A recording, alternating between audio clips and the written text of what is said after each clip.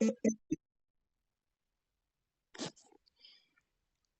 friends, now we will discuss decomposition reaction.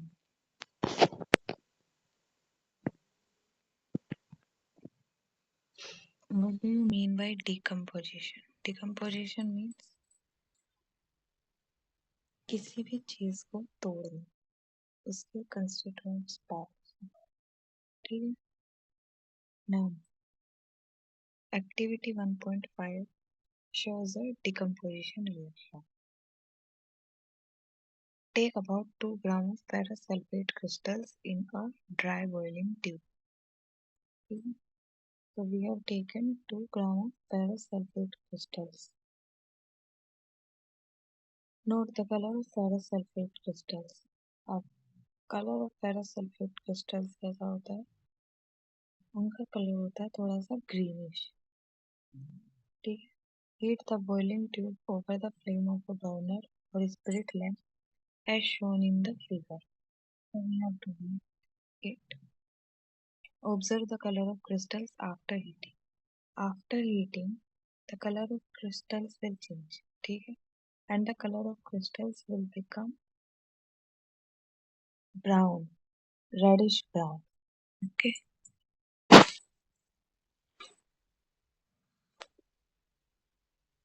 Now, have you noticed the green color of parasulfate crystals has changed? Yes. You can also smell the characteristic odor of burning sulfur. Now, burning of sulfur की हमें smell आएगी और जो हमारे crystals हैं वो reddish brown हो जाएंगे. इसी को हमने एक इक्वेशन से यहाँ पे प्रेजेंट किया है. पैरासल्फेट will become ferric oxide and sulfur dioxide and sulfur trioxide release हो जाएंगे. ठीक है. In this reaction, you can observe that a single reactant breaks down into simpler products. This is decomposition. जहाँ पर एक सिंगल रिएक्टेंट एक से ज्यादा प्रोडक्ट्स में टूट जाता है या फिर सिंपलर प्रोडक्ट्स में टूट जाता है, उसको हम बोलते हैं decomposition reaction. Ferrous crystals lose water when heated with the color of crystals changed. ठीक है.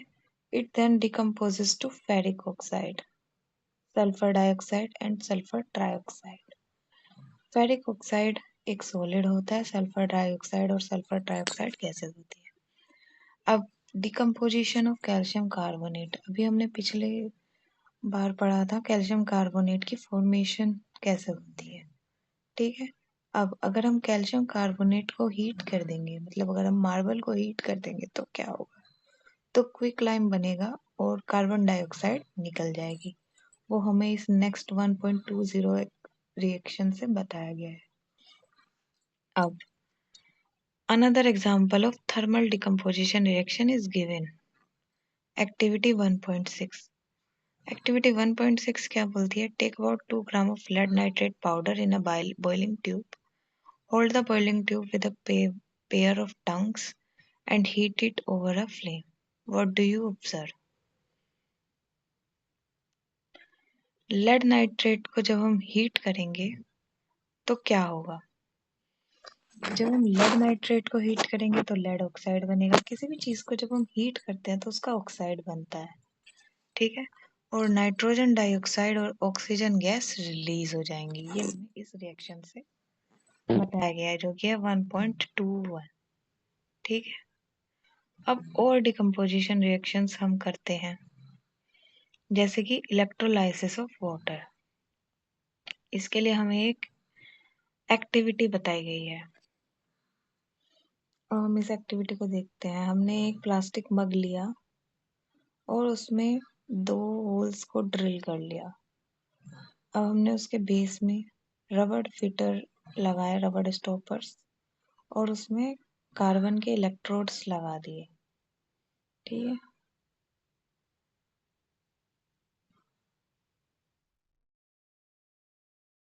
अब इन इलेक्ट्रोड्स को हमने एक 6 वोल्ट की बैटरी से कनेक्ट कर दिया.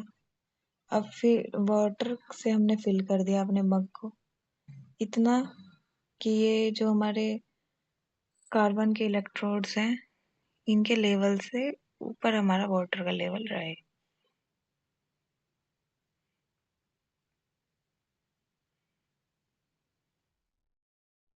अब हमने कुछ ड्रॉप सल्फर डाइऑक्साइड की भी वाटर में ऐड कर दी। अब 2 टेस्ट ट्यूब ली, वाटर से फिल्ड, और उनको कार्बन इलेक्ट्रोड्स के ऊपर लगा दिया। अब हमने करंट को स्विच ऑन करा और पूरे के पूरे सिस्टम को हमने अनडिस्टर्ब छोड़ दिया कुछ टाइम के लिए। अब हम देखेंगे कि जो बबल्स हैं वो बनने शुरू हो गए उन दोनों टेस्ट ट्यूब्स में जो हमने कार्बन के अपने इलेक्ट्रोड्स के ऊपर रखी थी।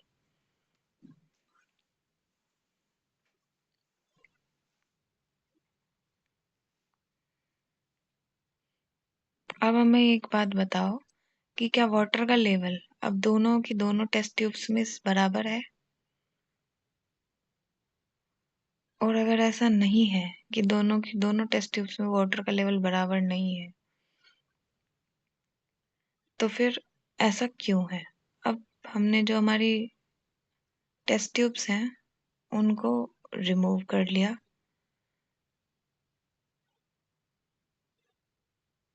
अब हम इन दोनों टेस्ट ट्यूब्स के पास बर्निंग कैंडल लेके आएंगे और देखेंगे कि कौन कौन सी गैस इसमें थी। ठीक है, तो इनमें हमें एक में तो हाइड्रोजन गैस मिलेगी और एक में मिलेगी हमें कार्बन डाइऑक्साइड गैस। एक में मिलेगी हमें ऑक्सीजन और एक में मिलेगी हाइड्रोजन। ठीक है, जिधर की साइड बैटरी का जो है हमारा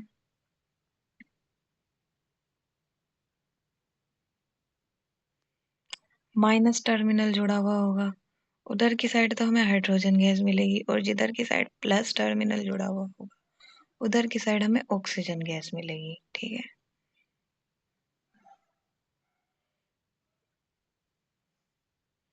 अब नेक्स्ट एक्टिविटी में हमें क्या बोला है कि 2 ग्राम सिल्वर क्लोराइड को एक चाइना डिश में रख दीजिए। What is it's colours? तो हम देखेंगे कि सिल्वर क्लोराइड जो है वो वाइट कलर का होता है, वो सनलाइट में रखने से ग्रे पड़ जाता है।